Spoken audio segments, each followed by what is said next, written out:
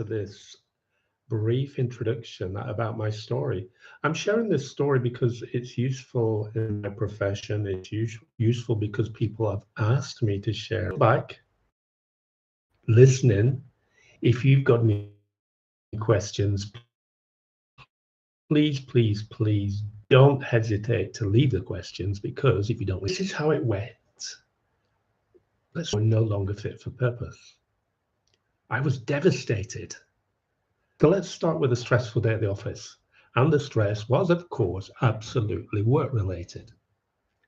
Or was it? I know about stress, PTSD, psychological therapies, and so on. It's my job. So why wasn't I applying my knowledge to myself? Just because I'm trained doesn't mean I don't sometimes need help. That would have been a wise thought, right? The problem was, my head was full of what ifs. I'd lost connection with what now, that magical moment where everything happens. My thinking drifted between somewhere back then and an imagined utopia in the future.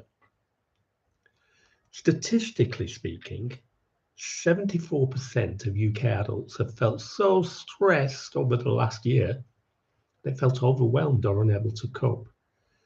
32% experienced suicidal feelings because of stress, and 16% self-harmed. There's a lot of talk about work-related stress. My stress actually originated outside of work. So at the end of this particularly stressful day at work, I went home and pointed my mountain bike at the forest. 5 kilometers later, I crashed and had a tantrum. And that was supposed to be a stress relieving bike ride. And what did I learn from that experience? Nothing.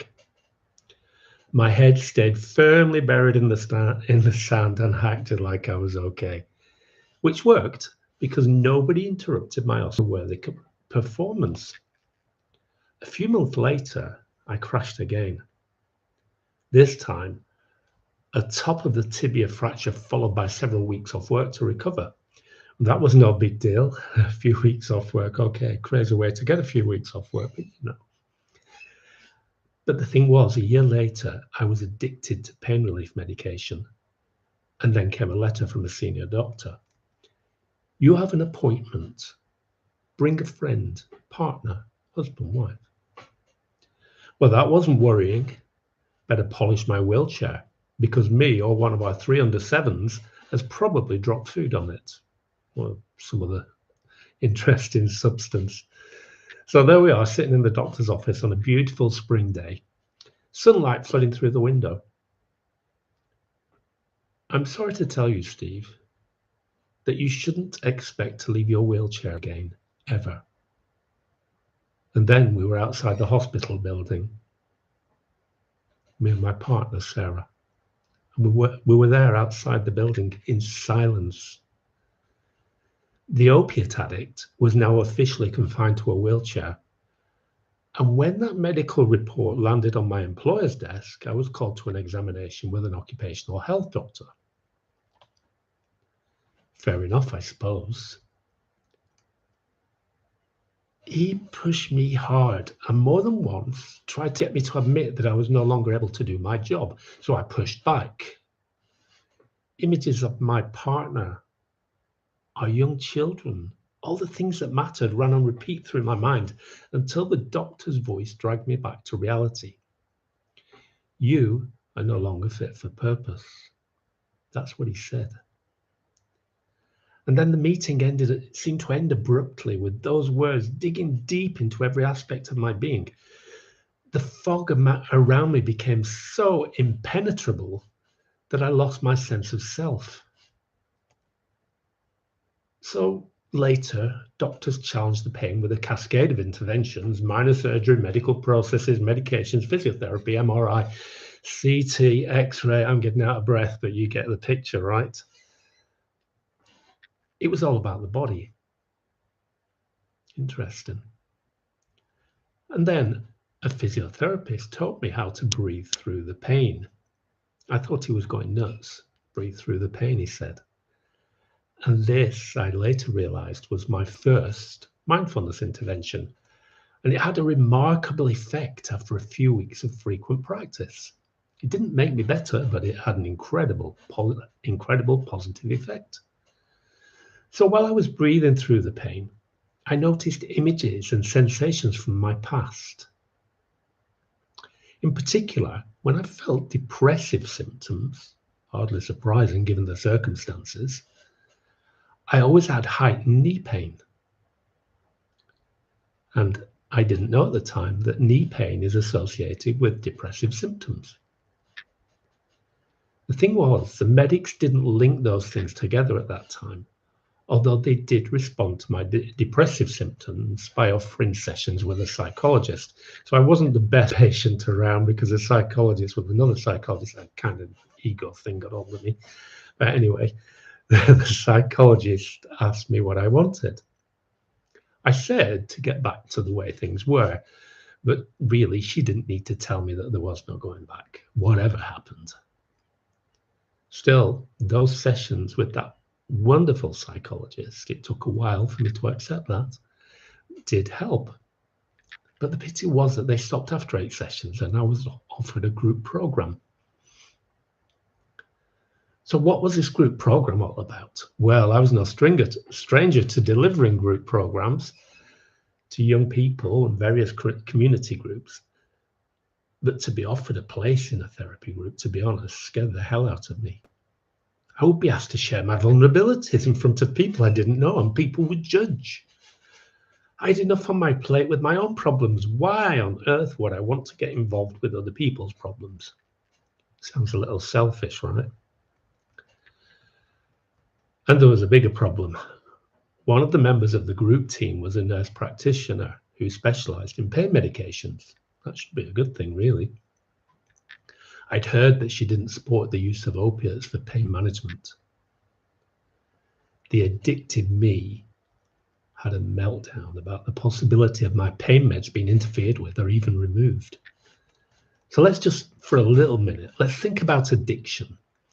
The UK has the highest consumption rate of prescription opioids for pain management in the world. I was one of those statistics. I was completely addicted and displaying behavior associated with addicts. The thought of stopping the medications was unthinkable. Like I said, it sent me into a meltdown. I had no control and regularly took more than prescribed and became sneaky at getting more so I would never run out. My addictive behavior was not causing negative consequences at home. If you believe that, you believe anything. I need more. It was not reducing the pain. And round those thoughts went. Can it happen to anyone? Or is it a sign of weak character or moral failing? Well, the thing is, it can happen to anyone particularly because science has confirmed that addiction is a chronic brain disease and can happen to anyone. Despite this, there's still widespread belief that addiction is a result of weak character or moral failing. Experts argue that the behaviors of an addict aren't because they lack morality or a strong character. It's a disease that's a mental illness. I wasn't concerned with character or morality. I simply needed that medication to place a soothing blanket over the physical and mental pain. Notice I said a soothing blanket because it definitely did not take the pain away. So without intervention or treatment, it's unlikely addict behavior will come to an end. So the group that I joined, that I didn't want to join, started that process of intervention. And I really did discover that my concerns were unfounded. Wonderful. There was no judgment, just understanding, shared vulnerabilities, and empathy. It was really a beautiful place to be. And the group began to turn some of the lights back on. Enough for me to say to a doctor that I needed help.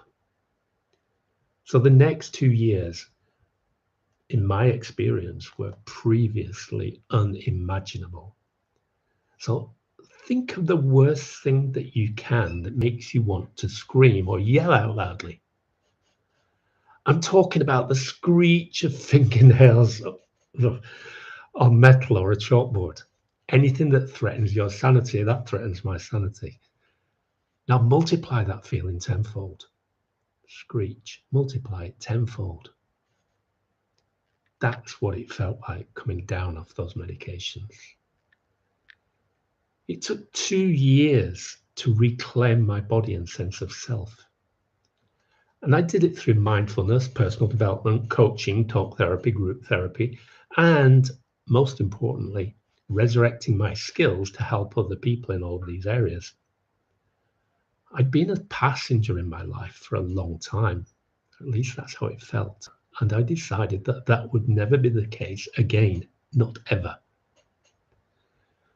I wouldn't go back to the way things before I spectacularly crashed out either, and I would never go back to believing that I was no longer fit for purpose.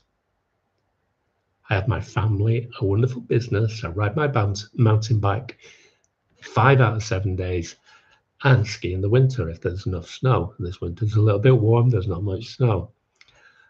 I'm absolutely fit for purpose. If you have any questions, please don't hesitate to leave them in the comments, send me an email, whatever you can do to get in touch. I'd love to answer questions. Okay, take care. Have a great day.